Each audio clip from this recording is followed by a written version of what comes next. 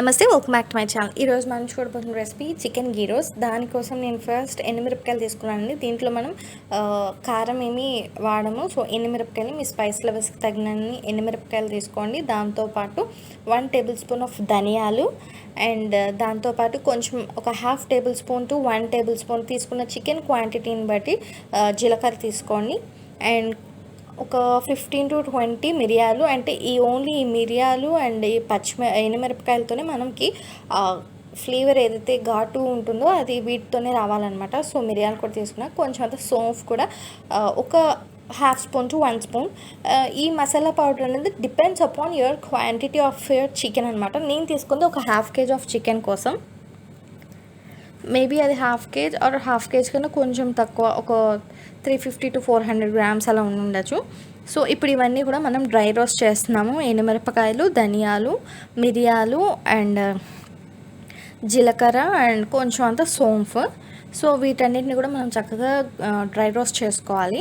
After this మనం వీటిని mixie జార్లోకి తీసుకుందాం. సో మనం ఎడిషనల్గా ఇంక ఇందులో చెక్క, లవంగ లాంటివి ఏమి వేయట్లేదండి. ఓన్లీ ఇవి మాత్రమే మనకి మసాలా పౌడర్ అనమాట.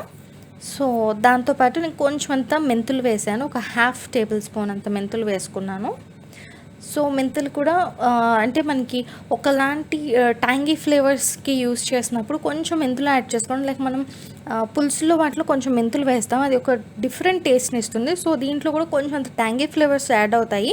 సో కొంచెం అంతా మెంతులు వేసుకున్నాం. సో ఇప్పుడు ఇవన్నీ కూడా ఫ్రై చేసేసాక నేను మిక్సీ జార్లోకి తీసుకున్నాను. ఇది వచ్చేసి కాశ్మీరీ రెడ్ చిల్లీ అండి. ఇది అసలు స్పైస్ లెవెల్స్ ఉండదు, నేను ఒక మంచి కలర్ తీసుకురావడం కోసం మాత్రమే తీసుకున్నాను.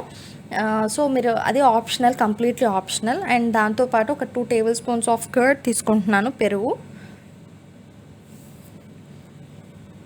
అండ్ పెరుగు తర్వాత మనం దీంట్లో నిమ్మరసం అనేది యాడ్ చేసుకుందాము. 1 ఫుల్ నిమ్మరసం అనేది నేను ఇక్కడ యాడ్ చేసేస్తున్నాను అనమాట. నేను చెప్పాను కదా ఇంతకుముందే మనం దీంట్లో కొంచెం ట్యాంగీ ఫ్లేవర్స్ యాడ్ చేస్తామని. పెరుగు అండ్ నిమ్మరసం కూడా దానికి సంబంధించిందే. అండ్ మెంతులు కూడా ఖచ్చితంగా వేసుకోండి, ఒక మంచి డిఫరెంట్ ఫ్లేవర్ అన్నది వస్తుంది. లైక్ మనం చేపల పులుసులో వాటిలో వేసుకుంటాము. బికాజ్ ఫ్లేవర్ పులుపు ఎప్పుడైతే మెంతులకి ఇదవుతుందో అప్పుడు మంచి ఫ్లేవర్ వస్తుంది. సో దాట్స్ వై మనం మెంతులు కూడా యాడ్ చేసుకున్నాం. సో నేను ఇక్కడ 1 ఫుల్ లెమన్ అనేది యాడ్ చేసేసుకున్నాను. సో ఇప్పుడు వీటన్నిటిని మనం మిక్సీ చేసుకోవాలి. వీటితో పాటు కొంచెం అల్లం వెల్లుల్లిపాయలు కూడా యాడ్ చేసుకుందాము. వెల్లుల్లిపాయల చాలా తక్కువ పోర్షన్స్లో తీసుకుంటాం అన్నమాట మనం ఎప్పుడు. సో వెల్లుల్లిపాయలు కూడా నేను ఒక 4 to 5 తీసుకున్నాను. అండ్ దాంతోపాటు 1 inch ఆర్ 1.5 inch అంతా అల్లం తీసుకున్నాను. ఇప్పుడు వాటన్నిటిని కూడా మనం ఫైన్ పేస్ట్ చేయాలన్నమాట. సో కొంచెం ఫైన్ పేస్ట్ లాగా ఇష్టపడతారు కొంతమంది కోర్స్గా ఇష్టపడతారు. నేను లైట్గా కోర్స్గా ఉంచుకున్నాను అనమాట. అంటే 80% ఫైన్ పేస్ట్ అయిపోయింది, 20% కోర్స్ ఉందన్నమాట లైట్గా.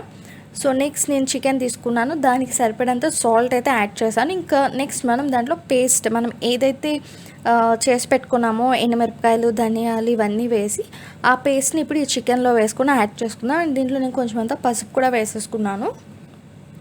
సో ఏదైతే పేస్ట్ ఉందో ఆ పేస్ట్ నేను ఇందులో యాడ్ చేస్తున్నాను. ఇందాక చెప్పాను కదా, నేను 80% ఆఫ్ పేస్ట్ అండ్ 20% ఆఫ్ కోర్స్గా దీన్ని ఉంచుకున్నాను.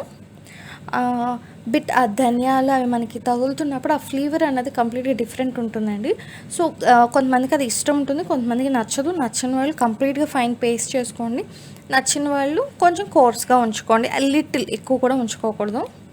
సో అలా మనం ఒక 3 to 4 hours దాన్ని వదిలేద్దాము. ఆఫ్టర్ 3 to 4 hours మనం కర్రీ అనేది ప్రిపేర్ చేయాలన్నమాట. అది మినిమం 1 hour నుంచి 3 to 4 hours మనం ఉంచుకోవచ్చు. మోర్ దాన్ 12 hours కూడా ఉంచుకోవచ్చు, నథింగ్ ప్రాబ్లం. మంచి ఫ్లేవర్ అయితే వస్తుంది. సో నేను ఇక్కడ గీ అన్నది యాడ్ చేసేసుకున్నాను నా ప్యాన్లో. సో ఇది కొంచెం వేడవ్వాలి. సో ఇది కొంచెం వేడైనాక మనం దీంట్లో కొంచెం ఆనియన్స్ అన్నది వేసుకుందాము. సో ఈ ఆనియన్స్ అనేవి మనకి మంచిగా ఫ్రై అవ్వాలి. ఇవి కూడా ఆనియన్స్ కూడా కొంచెం చిన్నగా మంచి ఫైన్గా కట్ చేసుకోవాలి. అండ్ ఇది వచ్చేసి 1 మీడియం సైజ్ ఆనియన్ అనమాట. ఇప్పుడు నేను తీసుకున్నాను చికెన్ లెస్ దాన్ 1/2 kg ఉంటుందని చెప్పాను కదా, దానికి just 1 medium size onion and ఒక 1/2 టేబుల్ స్పూన్ అంతా షాయి జీరా వేసుకున్నాను నేను ఇక్కడ. సో ఇప్పుడు ఈ రెండింటిని కూడా మనం ఫస్ట్ మంచిగా ఫ్రై చేసుకుందాం గీలోనే. ఘీ గివ్స్ మంచి ఫ్లేవర్ అన్నది మీ రెసిపీకి ఇస్తుంది అనమాట. మీరు కావాలి అనుకుంటే గీలో కొంచెం అంత బటర్ పీస్ కూడా వేసుకోవచ్చు. అది ఒక స్లైట్ చేంజ్ అయితే తీసుకొస్తుంది మీ రెసిపీకి. బట్ ఓవరాల్గా మీకు గీ అన్నది ఎక్కువ, నెయ్యి అన్నది ఎక్కువ ఉండాలి. సో ఆనియన్స్ అనేవి మనకి మంచిగా ఫ్రై అయిపోయినాయి అనుకున్నప్పుడు మనం ఏదైతే మ్యారినేట్ చేసి పెట్టుకున్న చికెన్ ఉందో ఆ చికెన్ నేను ఇందులో యాడ్ చేసేస్తున్నాను. నేను ఇంతకుముందు చెప్పినట్టు చికెన్ 1 అవర్ నుంచి ఇంచుమించు ఒక 12 అవర్స్ వరకు కూడా మనకి ఉండొచ్చు. నథింగ్ ప్రాబ్లం, అది ఏమి అంత ఇది కాదు. సో ఇవి మంచిగా ఫ్రై చేసుకోవాలి మనం. అండ్ వాటర్ ఏమీ యాడ్ చేయొద్దండి. అంటే కొంచెం మనం ఆ మిక్సీ జార్ వాటర్ అవి ఏమన్నా వేసుకుంటే లైట్గా ఒక హాఫ్ గ్లాస్ అంతా వేసుకోండి. కానీ లేదు అంటే మనం వాటర్ ఏమి యాడ్ చేయని అవసరం లేదు. కొంచెం మీడియం ఫ్లేమ్లో పెట్టామంటే చికెన్ నుంచి లాట్స్ ఆఫ్ వాటర్ అన్నది వస్తుంది. సో మనం ఏమి అడిషనల్గా వాటర్ ఇక్కడ యాడ్ చేయని అవసరం లేదు. సో ఇంతకుముందు నేను చెప్పినట్టు చికెన్ నుంచి మనకి కొంచెం వాటర్ అన్నది రిలీజ్ అయింది. సో ఈ కన్సిస్టెన్సీలో మీరు రోటీస్ అలాంటివి తినడానికి ఈ కన్సిస్టెన్సీలో కూడా మీరు ఈ కర్రీని ఉంచుకోవచ్చు. అంటే అప్పుడు మీరు అడిషనల్గా కొంచెం ఒక హాఫ్ గ్లాస్ టు 1 గ్లాస్ అంత వాటర్ అయితే యాడ్ చేయాల్సి ఉంటుంది. లేదు కొంచెం ఎక్కువ ఫ్రై చేసుకోవాలి అనుకున్నప్పుడు కూడా దీన్ని కొంచెం డ్రైగా కూడా చేసుకోవచ్చు. లైక్ నేనైతే ఇప్పుడు కొంచెం అంత డ్రై చేస్తున్నాను. సో ఈ కన్సిస్టెన్సీలో కూడా ఉంచుకోవచ్చు. అంటే ఎవరి దానికి సరిపడేటట్టు వాళ్ళనమాట. గ్రేవీ కన్సిస్టెన్సీ అనేది నేను ఇంకొంచెం బిట్ డ్రై అనేది చేయాలనుకుంటున్నాను. ఇంకొక 5 మినిట్స్ నేను స్టవ్ మీద ఉంచుతాను. ఇది ఇంకొంచెం మనకి రోస్ట్ అయినట్టు అవుతుంది అనమాట. ఇంకొంచెం ఈ గ్రేవీ అంతా కూడా నాకు దగ్గర అవ్వాలి. సో ఒక 5 మినిట్స్ అన్నది నేను ఇంకొంచెం సేపు దీన్ని స్టవ్ మీదే ఉంచుకోవాలనుకుంటున్నాను. సో ఇంకా ఆఫ్టర్ 5 మినిట్స్ నాకు ఇదైతే ఇంకొంచెం బాగా దగ్గర అయిపోయిందండి. ఇది ఇంకా స్టవ్ ఆఫ్ చేసేయచ్చు. ఇంకా ఫైనల్లీ నేను కొంచెం అంత కరివేపాకు యాడ్ చేసుకున్నాను ఈ టైంలో.